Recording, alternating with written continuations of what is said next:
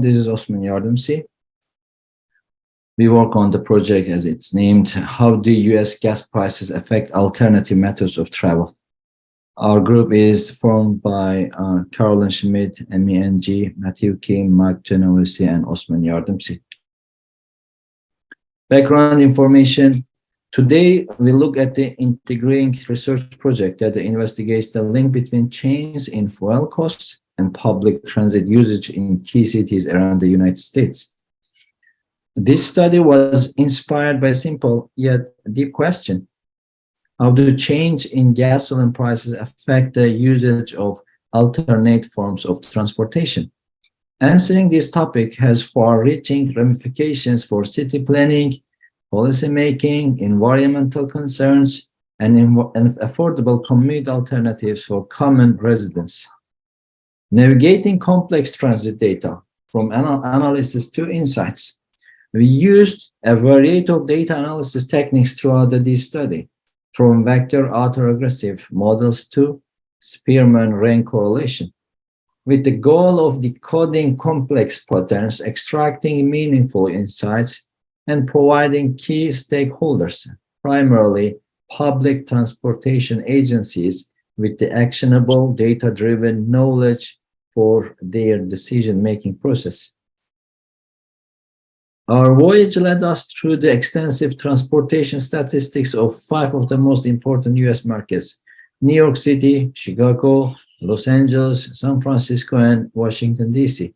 We dug deep into these marketplaces, eliciting the dynamic interactions and watching how differences in gasoline grades added levels of complexity to these relationships. MENG speaking. Problem statement. Alternative methods of transportation like public transit and bike share programs are affordable options for people to avoid spending on gasoline for personal automobiles, but ridership trends for these alternative methods are a mobility model. The purpose of our analysis will be to dig into the relationship between how the price of gasoline in the US affects alternative transport ridership. Business justification. If US gas prices do indeed affect alternative ridership numbers, organizations can plan ahead to have a close estimation of number of resources required to meet the demand of riders. The impact will be maximum profit by not having surplus when demand is low or not having enough resources to meet the demand. Research questions. We have one primary research question, which is how does the average US gas price over time affect ridership numbers of alternative transportation methods? And 3 supporting research questions. Which areas show the most increase in transit ridership in response to increased gas prices? Do all grades of gasoline fluctuate in price at roughly the same rate? And are there any particular significant events that explain any sudden spikes in alternative transportation ridership numbers? Hypothesis. We expect to see a positive relationship between gas prices and transit ridership. However, we will assume this relationship is only one of the many factors that drive transit ridership. We expect that the most significant independent variable will be regular grade gas price, but that we will see different patterns in different cities due to different regional availability and the system use of public transit.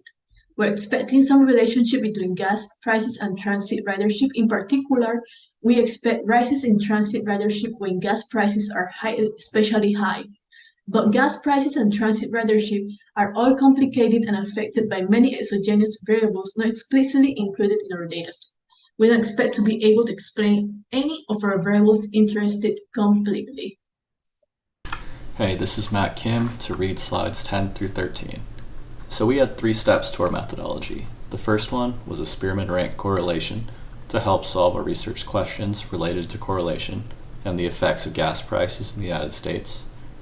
The second were Granger causality tests, and the third were time series models such as hyperparameter optimization, ACF and PCF plots, grid searching, and AutoArima.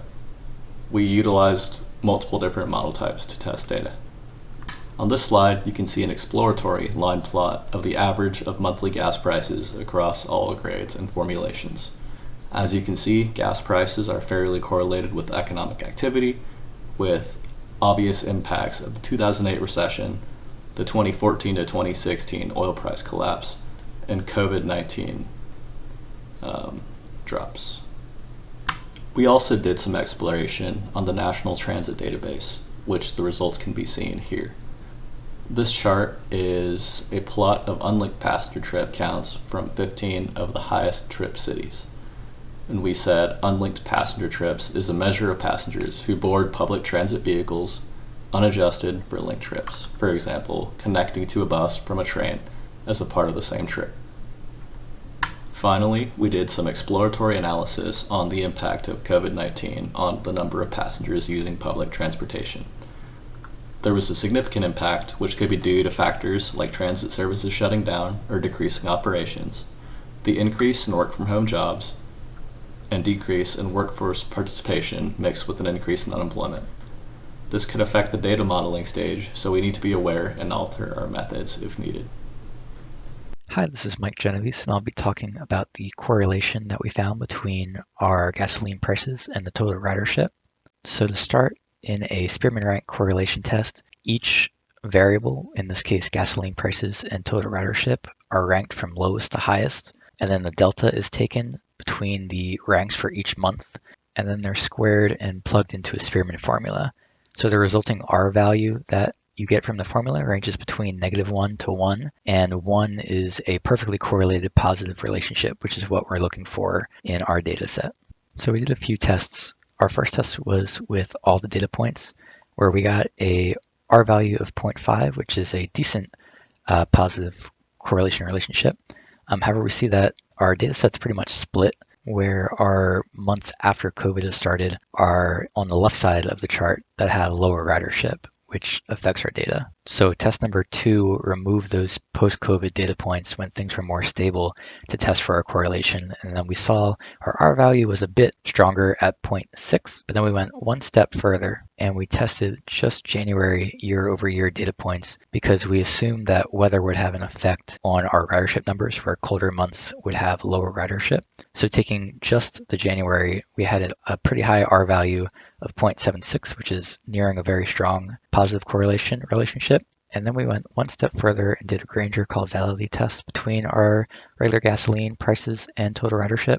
So this is a statistical hypothesis test where it's not necessarily showing direct causality, because that's very hard to show, but it's more of a predictive causality that shows how effective one time series is in forecasting another time series. So we saw in our pre-COVID data set that gas prices were effective in forecasting ridership at a significant level, and our January year-over-year was also just not quite at the same significance level.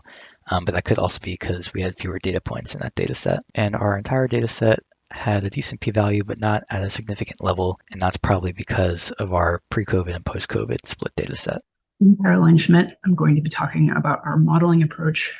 We ended up studying a subset of our largest markets: New York City, Chicago, Los Angeles, San Francisco, and Washington, D.C.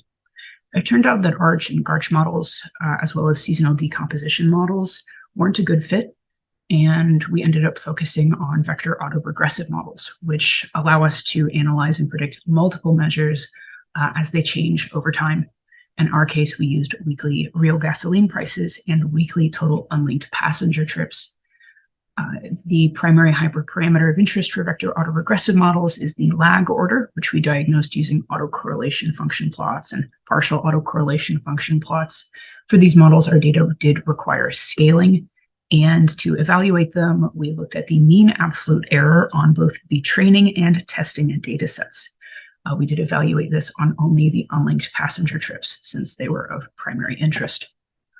On the next slide, we've got a table of mean absolute error on the training and testing data for each of our 5 markets. And as you can see, the testing scores are much worse than the training scores.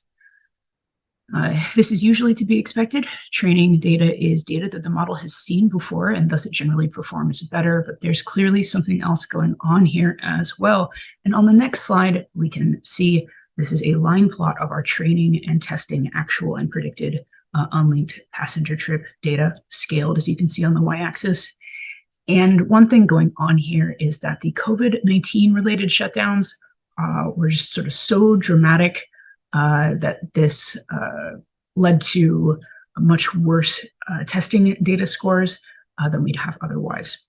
if our models alone simply don't handle sudden shocks well, and adding more complex terms to the model can help address this. Hi, this is Matt Kim, here to read off the conclusions and next steps for Group 104. Through our Spearman rank and Granger causality test, we found that regular gasoline prices are correlated and significant in forecasting alternative transportation ridership numbers. We ended up with about an R value of 0.76, which is pretty significant. Although our models didn't perform very well, we had the ability to capture movements in the training data, which was promising. And finally, one problem we identified may be that the largest transit markets in our data set are already at public transit saturation. For example, everyone in New York City who's price sensitive already uses public transit at all times. And finally, we came up with 4 next steps and recommendations. The first is to study more markets. There are likely more interesting patterns in other cities other than the ones we've already looked at. The second would be to study specific models of alternative transportation. If you can remember, most of what we used was public transit ranging from buses to trains. Thirdly, we would like to compare vector autoregressive models to univariate autoregressive models. And finally, we would like to look at more specialized models, like change point detection models. And that is the end of Group 104's presentation. Thank you.